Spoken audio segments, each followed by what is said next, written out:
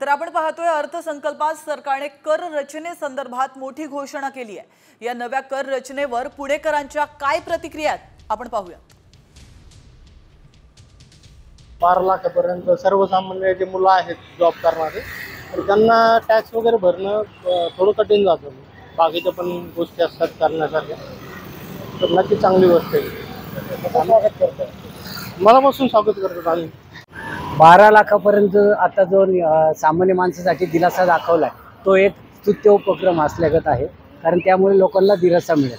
त्याचं मी कौतुक करतो, समाधान व्यक्त करतो। खरं म्हणजे मध्यमवर्गीयासाठी खूपच म्हणजे चांगलं आहे आणि खरंच त्याचं स्वागत करावं लागेल या निर्णयाचं। ही जे घोषणा आहे हे कागदपत्री शिवाय दुसरी कुठलीही घोषणा नाही।